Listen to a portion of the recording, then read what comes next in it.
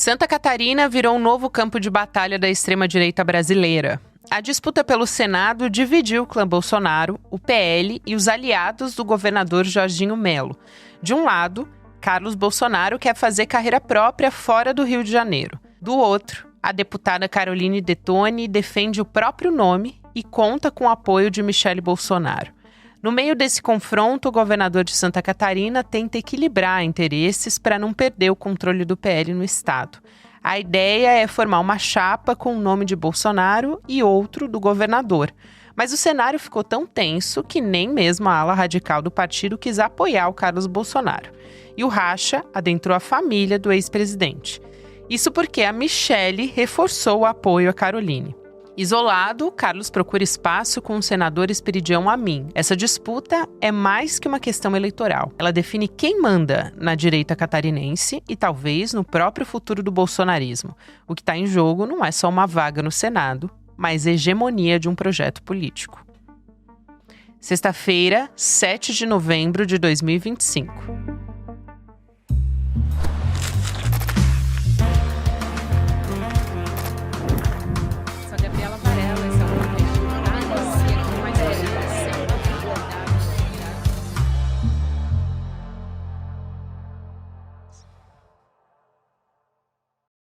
Olá, seja muito bem-vindo, seja muito bem-vinda. Eu sou a Gabriela Varela e esse é o Videocast em Detalhes que está começando aqui de segunda a sexta-feira. A gente analisa uma temática, uma notícia importante do momento. Hoje eu vou conversar com a jornalista Amanda Miranda, que é nossa colunista no ICL Notícias. E a gente vai fechar a semana trazendo uma treta que, a princípio, muita gente disse que era local, né, Amanda? E a gente vinha acompanhando aí em Santa Catarina, mas que está com uma projeção nacional bem importante, que diz muito sobre o clã Bolsonaro e a extrema-direita também. Bem-vinda, querida. Obrigada, Gabi. Prazer estar aqui de novo. E já dou um olá aí para a tua audiência maravilhosa do Em Detalhes. Nossa audiência, Amanda. Vamos tentar entender, então, por que o bolsonarismo está em crise em Santa Catarina? E você fez um vídeo gravado para uma coluna social ali na rede social do ICL Notícias, que o título é muito bom, que é Ana amava Jorginho, que amava Carol, que amava Carlos, que amava Jair, que não amava ninguém. E eu acho que, assim, melhor definição do que essa é impossível. Só quero a sua explicação aqui pra gente entender esse fio todo desses amores e desamores. Então, foi uma paródia, né, do poeminha do Carlos Drummond de Andrade, a conhecidíssima quadrilha. Eu até peço desculpas, né, para o nosso saudoso Carlos Drummond de Andrade para estar usando um poema dele, mas é uma licença poética, literalmente, né? E eu acho que o poema ele consegue resumir os amores e as tensões desse grupo, porque até pouco tempo atrás eram todos amigos, eram todos frutos de uma mesma corrente, inclusive ideológica. Eu tenho falado muito sobre isso, porque todos eles são crias de Olavo de Carvalho, é um grupo muito alinhado àquela base ideológica mais radicalizada do bolsonarismo, e de repente eles começam a disparar um contra o outro, e isso vira uma grande bolha de tensão para dinamitar a candidatura do Carlos Bolsonaro em Santa Catarina. E a gente começa com o Ana amava Jorginho, porque quem começa a disparar essa metralhadora, daí também é uma metáfora com sentido meio literal, porque essa cultura armamentista também está presente no seio desse grupo, e a Ana Caroline Campagnolo é uma grande armamentista aqui do estado. Ela começa a disparar contra o Carlos Bolsonaro, contra a candidatura dele, muito ali formando uma corrente de proteção em torno da coligação do Jorginho Melo. Então, ela vai como uma figura leal ao Jorginho Melo, muito mais do que a própria Caroline Detoni, que é aquela deputada que ela apoia, que vai ao Senado em lugar do Carlos Bolsonaro. E ela faz esse movimento de lealdade ao Jorginho para proteger a coligação que o Jorginho Melo quer fazer para se reeleger governador do estado. E então ele dependeria de uma das vagas, uma já está com Carlos Bolsonaro e a outra vaga o Jorginho quer conceder a algum partido que não seja do PL. E a princípio essa vaga seria para o Esperidião Amin, né, que não entrou aí nessa quadrilha porque ele é o que está mais neutro na treta, ele não se pronuncia, ele é um político mais tradicional, não é muito adepto das redes sociais, então ele adota um tom mais de não se posicionar, né, de não querer entrar na briga. E o Jorginho amava a Caroline Detoni porque ele lançou a candidatura da Caroline Detoni ao Senado. Talvez no cenário nacional a gente não tenha essa memória, porque isso circulou mais realmente localmente, aqui no estado de Santa Catarina. Ele, por vários momentos, em eventos públicos, se referia a Caroline Detoni como minha candidata ao Senado. Essa é a nossa candidata ao Senado. Então, ele chegou a lançar ela publicamente como candidata. E ela realmente levou isso a sério, né? E ela já está no seu segundo mandato como deputada federal, é uma liderança importante dentro do PL nacional. Era muito natural que ela buscasse esse caminho. E ela amava o Carlos Bolsonaro, porque até hoje, mesmo diante de tudo que está acontecendo publicamente, ela não soltou a mão do Carlos Bolsonaro. Ela continua incorporando essa defesa da candidatura, que seja uma candidatura de unidade e que ele não precise sair desse lugar de candidato, mas que tenha um lugar para ela também. E no fim das contas, o Carlos Bolsonaro ama o Jair, que não ama ninguém e que está lá quase preso, quase na papuda, e está interferindo na política catarinense de modo a criar uma grande hecatombe para o próprio núcleo familiar dele, porque hoje o Carlos Bolsonaro ele está bastante isolado aqui na nossa cena local e ele não vai ter um caminho tão fácil assim como parecia no início, quando ele foi lançado pré-candidato. Amanda, eu acho que vale a pena também. A gente trouxe aqui um panorama, né? Você trouxe um contexto mais geral de como é que está o cenário. Eu quero saber o quanto esse apoio público da Michelle Bolsonaro, que até muita gente esquece que ela é ali a figura principal do PL Mulher, né? Foi decisivo quando ela faz esse apoio a Caroline Detoni publicamente para que se consolidasse esse racha, não só na política catarinense, mas também um racha importante que pode refletir nas eleições de 2026 também. Foi fundamental a participação dela, embora também tenha parecido discreta, porque ela simplesmente fez um story numa rede social, mas esse story ele caiu como uma bomba no meio de uma história que já estava quente. Então, a participação dela foi fundamental muito por essa posição que ela ocupa, de ser uma liderança institucional do PL, de ser a presidenta do PL Mulher. Então, ela vai lá e ela encampa a candidatura de uma mulher. Todo mundo sabe, todo mundo que acompanha a família Bolsonaro sabe que existe uma tensão entre a Michelle Bolsonaro e os enteados, muito especialmente o Carlos Bolsonaro, com quem ela já teve episódios narrados públicos quase de brigas.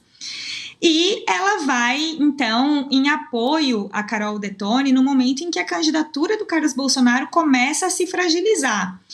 E no post de apoio a Carol Detoni, ela não coloca o Carlos Bolsonaro como um possível candidato dela também. Ela não coloca queremos Carlos Bolsonaro e Carol Detoni para o Senado, como é o discurso do Carlos e do Eduardo. Ela só coloca a Carol Detoni como a candidata dela.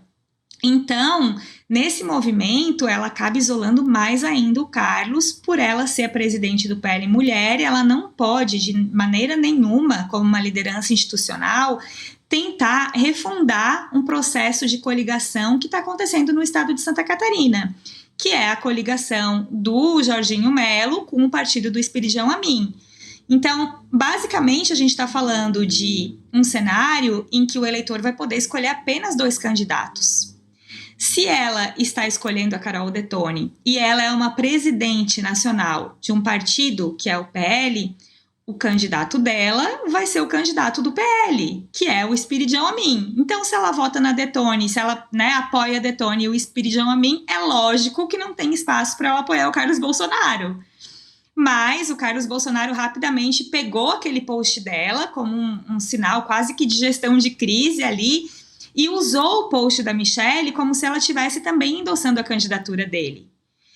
Mas foram palavras dele em torno de uma postagem dela, não foram palavras dela de apoio a ele. Então, o cenário ficou todo muito confuso e a gente viu ali uma tendência maior ainda de racha no meio da família.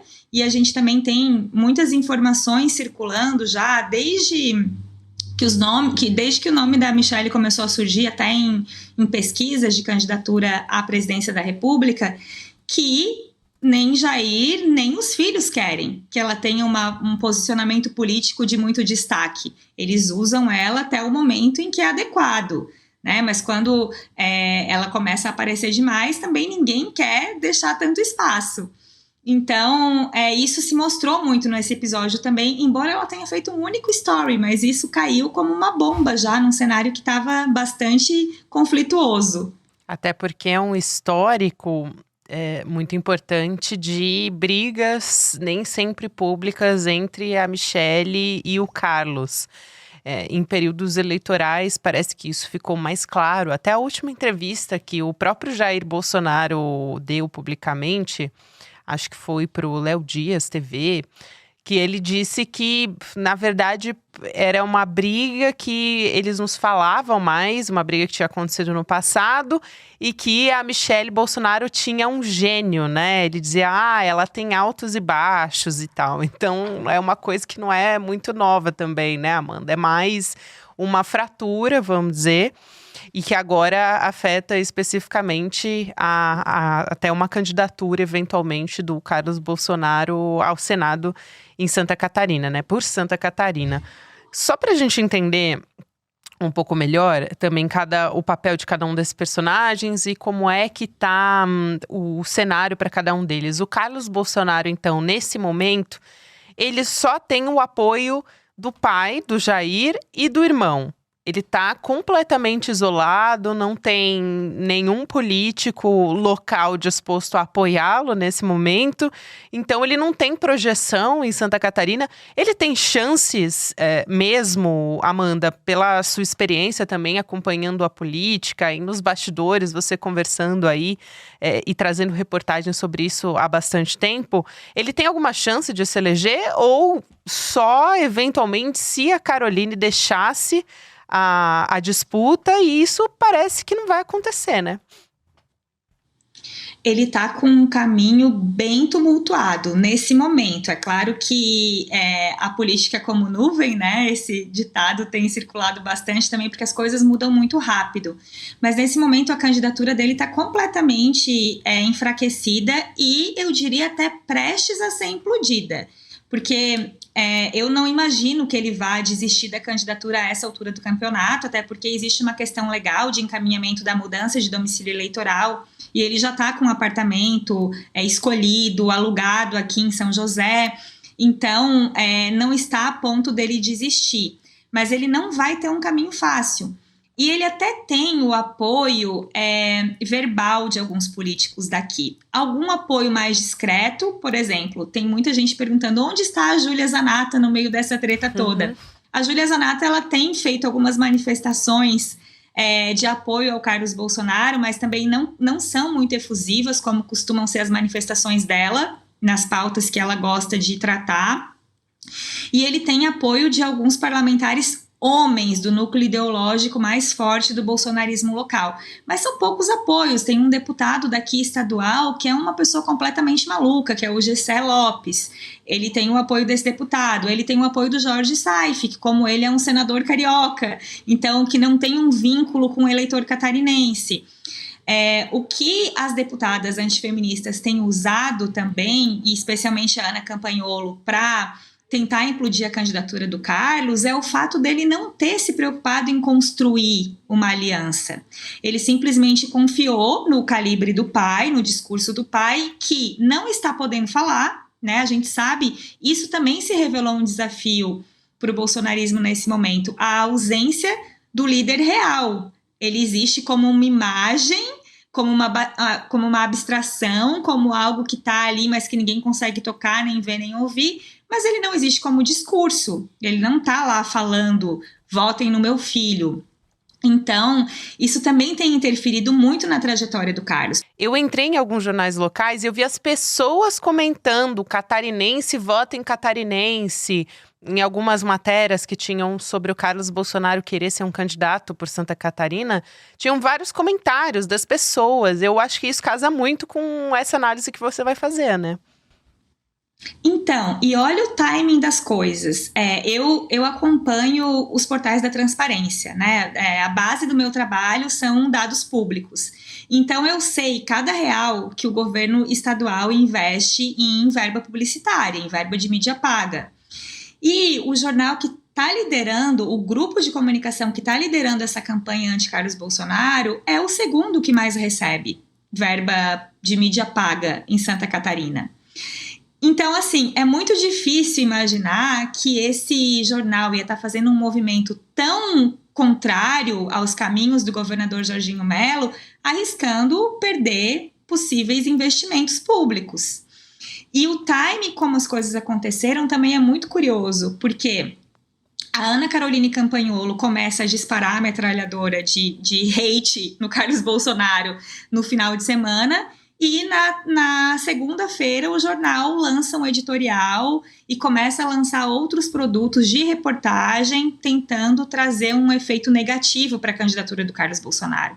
Então parece uma articulação, não parece uma coisa espontânea, essa tendência de querer implodir e dinamitar a candidatura do Carlos. Por isso que eu também tenho falado, e essa também é uma informação muito de bastidores, assim, que não vai circular tanto, talvez, nos veículos que estão repercutindo essa briga toda, que é o governador Jorginho Melo quem está bancando também esse fogo amigo contra o Carlos Bolsonaro. Ele não pode aparecer publicamente e dizer que é contra o Carlos Bolsonaro, porque, afinal de contas, foi uma negociação prévia também, com o PL Nacional, que o ex-presidente Jair Bolsonaro indicaria um candidato e o PL local indicaria outro. Então, isso foi negociado, foi um acordo, ele não pode se insurgir contra esse acordo, mas, ao mesmo tempo, ele se indispôs tendo que tirar a Caroline Detoni da jogada. Então, ele também virou alvo. E, para se proteger, né, de se tornar alvo no momento em que ele quer buscar a reeleição, ele acaba criando esse ambiente de fogo amigo para dificultar o processo de entrada do Carlos Bolsonaro por aqui. Essa análise que você traz é muito importante e teve um momento ali da conversa que você falou sobre essa divisão de votos. Eu queria que você explicasse um pouco, Carol, como é que esse racha ele pode colocar em risco até a reeleição do Jorginho Melo e o quanto ele tem se colocado também em projeção já olhando para as eleições de 2026. Tem gente, eventualmente, analisando que ele está olhando para o futuro até para ser um candidato à presidência. Eu queria que você dissesse qual a chance disso acontecer, principalmente em 2026, que é algo que já está tão próximo, e ele tendo já vislumbrando uma reeleição no governo do estado, se ele poderia fazer esse cálculo e se vale a pena realmente ele se colocar nessa posição. Ele até apareceu naquele consórcio da paz, dos governadores que sentaram ali na mesa com o Cláudio Castro, governador do Rio de Janeiro, agora responsável pela operação mais letal da história do Rio, e demonstrando apoio, né, algum tipo de solidariedade, se é que se pode dizer isso, mas eles disseram nesse consórcio. Então, queria te ouvir um pouco sobre essa posição que ele está se colocando para ter mais projeção e também como ele também, ali nos bastidores, está um pouco fazendo esse papel de fogo amigo, né? Que você tem apurado. Eu acho que esses dois movimentos são frutos do mesmo projeto, né? Que é de tentar construir, consolidar uma carreira política, talvez aceitando que o Jair Bolsonaro não é mais uma figura central para os movimentos dele. Ele não era, né? Ele se tornou um movimento central para a política do Jorginho Melo quando o Jorginho Melo entrou no Senado e foi fazer parte da tropa de choque da pandemia, da CPI da pandemia, da CPI da Covid-19. Ali eles se aproximaram, porque ele fez parte da linha de defesa mais dura ali do presidente naquele momento, do ex-presidente, naquele momento de muita tensão social. Então, eu acho que o consórcio da paz é uma tentativa do do Jorginho Melo de se aproximar das outras lideranças e de talvez também se projetar como uma liderança eventual para um cenário mais nacional. Ele foi citado nominalmente pelo Castro na coletiva como um marqueteiro, como a pessoa que deu um nome para o Consórcio da Paz. Então, existe, né, esse movimento dele tentando construir um nome para além da figura do Jair Bolsonaro, e ao mesmo tempo isso também tem total relação com esse movimento que ele tem feito de tentar implodir a candidatura do Carlos Bolsonaro através do Fogo Amigo, também por estar percebendo que o Jair Bolsonaro talvez seja uma figura já quase que em estado de decadência absoluta, mas também porque o Carlos Bolsonaro tentando entrar na campanha em Santa Catarina contra a campanha da própria coligação é um elemento que vai atrapalhar o projeto de reeleição dele ao governo. Por que isso acontece? Porque o Carlos Bolsonaro ele tem se posicionado publicamente em todas as suas postagens como um defensor da candidatura da Detone. Então ele diz, você pode votar no Carlos Bolsonaro e na Caroline Detone.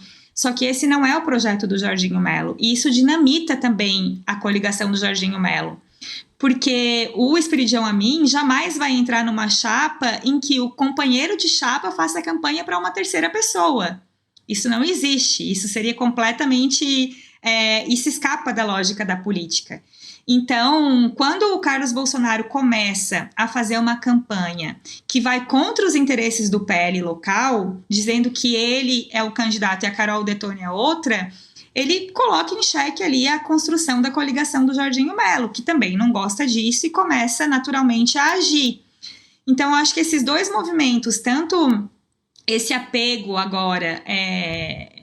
todos esses governadores, eles estão aproveitando a circunstância da chacina e tudo que aconteceu também depois para gerar pauta política, para gerar marketing, para gerar engajamento, e o Jorginho Melo tem feito isso muito aqui em Santa Catarina. Ele volta dessa reunião do Rio de Janeiro e ele só faz postagens em sequência na sua rede social sobre segurança pública. Então ele faz isso e ao mesmo tempo ele começa a operar nos bastidores para tentar se desamarrar do Carlos Bolsonaro e ter um projeto de reeleição mais tranquilo, porque era para ser um projeto de reeleição tranquilo para ele aqui. Ele tem maioria na Alesc, ele tem o abraço da mídia local, que não se opõe a ele, que não desenvolve pautas críticas. Agora, quem é a figura que chega para desestabilizar o parquinho é o Carlos Bolsonaro. Então, ele coloca toda a sua estrutura em campo para tentar blindar, né? E eu quero também a sua avaliação, Amanda, sobre a estratégia política do clã Bolsonaro nesse sentido ao querer o Carlos nessa vaga. E é uma estratégia do clã Bolsonaro, não da extrema-direita, né? Um interesse realmente que está fechado ali dentro da família. E com alguns políticos pontualmente aqui, como você já ressaltou também. Porque a gente tem o Eduardo lá fora, que está um pouco quieto desde que o presidente Lula viajou, fez aquela fotografia com o Donald Trump, enfim, começou negociações no sentido de melhorar as relações entre Brasil e Estados Unidos e, eventualmente, até conseguir acabar com algumas taxações. Então, desde essa aproximação, a gente tem um Eduardo que parou de ser tão vocal nas redes sociais contra o Brasil. O Flávio foi viajar para lá também tentando pensar numa estratégia, numa próxima etapa, já que essa, por enquanto, está paralisada. E aí, ele voltou com esse discurso de narcoterrorismo.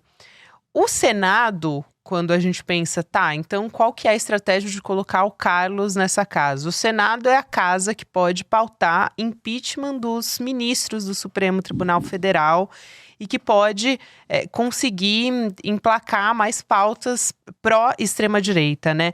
Então, a estratégia é realmente aumentar a presença de parlamentares da extrema-direita e, ao mesmo tempo, sendo o Carlos...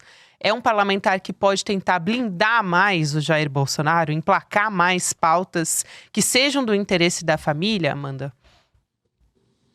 Com certeza. Essa candidatura do Carlos Bolsonaro, ela é de interesse único e exclusivo do Jair Bolsonaro e da família Bolsonaro. Ela não é do interesse do eleitor catarinense, por mais que a gente tenha realmente que admitir a pecha de ser um Estado bolsonarista, porque aqui existe ainda essa cultura do extremismo conservador tóxico muito forte, A gente tem visto aí nessas reações da última semana para cá que existe uma rejeição à figura dele, não só pelo fato dele ser do Rio de Janeiro, mas também muito especialmente pelo fato dele não ter vínculo com o Estado e dele não ter nenhum resultado político forte para mostrar dos seus 25 anos como vereador. Ele sempre encampou essas pautas ideológicas e, de fato, eu analisei alguns dos projetos dele na Câmara do Rio de Janeiro e os projetos que ele aprovou são projetos extremamente ideológicos. Não são projetos que resultem em bem-estar, não são projetos que pensem no interesse público, são projetos que acenam para grupos radicalizados. Então, ele tem projetos para ter um dia de homenagem ao Estado de Israel, ele tem projetos para colocar símbolos do patriotismo nos cadernos que são distribuídos no Rio de Janeiro, para as escolas.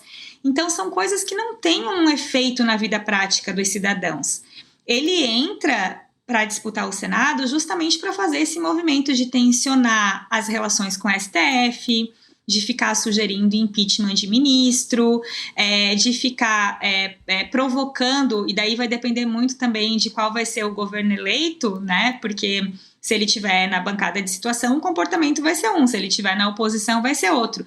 Se estiver na oposição, vai usar também a estratégia dele clássica, que é de usar milícias digitais para plantar informações falsas, né? Ele sempre fez isso. Todo mundo fala que ele que promoveu a campanha de redes sociais do Jair Bolsonaro, ele é muito grato ao filho por conta disso, e essa estratégia de campanha nas redes sociais do Jair Bolsonaro é integralmente baseada em desinformação, em notícias falsas, e nessa ideia de acirrar os ânimos políticos e em gerar uma cultura de radicalização para os cidadãos. E é isso que ele vai fazer no Senado, só que com muito mais poder. Se ele antes estava sob a batuta do pai, né, sendo um vereador quase que inofensivo, eu lembro de quando ele, na posse do Bolsonaro, quando ele embarcou no carro, né, ele era uma figura, todo mundo sabia que ele não era inofensivo, porque ele sempre teve esse negócio do uso das milícias digitais, né, tem uma participação muito forte ali, mas ao mesmo tempo não era uma figura que tinha um poder institucional, né, ele não podia assinar grandes projetos, ele não podia fazer movimentos institucionais muito robustos. E agora, com uma possível entrada no Senado, isso muda de cena. Ele começa a ter poder, ele começa a ter espaço, ele pode ser uma dupla com o irmão, né? Os dois podem ser uma dupla ali no Senado, como também pode ser o Jair com o Eduardo, porque o Jair Renan Bolsonaro vai ser candidato a deputado federal pelo estado de Santa Catarina. Ainda tem essa aqui para nossa conta. Então é isso, eles estão tentando criar ali um clima para levantar essas pautas que só interessam à família, que não interessam ao cidadão, que é uma lógica sobre a qual eles funcionaram a vida inteira também. Claro, agora com esse elemento novo que é de que talvez a extrema-direita esteja cada vez menos precisando do Jair Bolsonaro. A gente está vendo movimentações, essa talvez seja mais uma delas. Amanda, muito obrigada, sempre um prazer te receber aqui. Bem-vinda mais uma vez e sempre a gente se vê numa próxima. Valeu, querida. Obrigada, Gabi. Beijo. Até mais. E para você que continua aqui comigo no Em Detalhes, eu quero te lembrar que nesse domingo a gente tem o lançamento do livro do Eduardo Moreira, É Só um Jogo e Se Nada Disso Fosse Real, que a gente vai fazer uma discussão sobre esse livro, que fala sobre a realidade fragmentada que a gente vive hoje, com essas influências, as nossas relações que são mediadas por inteligência artificial. A gente tem o lançamento oficial, então, no domingo, às 8 horas da noite, que domingo é dia 9 de novembro. Anota aí na sua agenda, não perde, vai em detalhesicl.com.br, garante a sua vaga, que é gratuita, que é online, e você também consegue desconto no livro, se estiver assistindo e adquirir durante o evento. Agora você vai ficar com o Mercado Investimentos, depois tem o Rolê ICL e você pode ouvir o Em Detalhes em qualquer momento do seu dia nas plataformas de áudio. Até semana que vem. Fala, turma, eu tô um tempão esperando para gravar esse vídeo, porque esse ano eu escrevi o livro que mais me realizou. O livro que eu gostaria de deixar como legado, como provocação filosófica. O livro que eu escrevi até hoje que vai mais profundo nessas questões existenciais que tanto me instigam, eu tenho certeza, instigam todo mundo. Um livro que mergulha em todos esses mistérios e também coisas fascinantes da inteligência artificial e traz conceitos de filosofia, de física, de matemática e assuntos que a gente está sempre se perguntando, discutindo, debatendo, mas de uma forma completamente inovadora. Eu tenho certeza que vocês nunca mais vão ser os mesmos depois da leitura desse livro.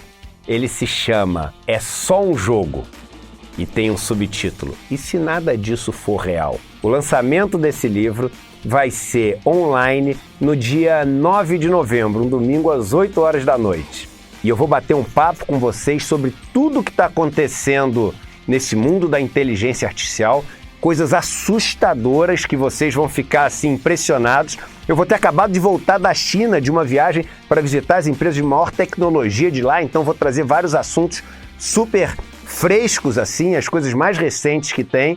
E além disso, vocês vão poder comprar o livro autografado e por um preço super especial. Não dá para perder esse encontro.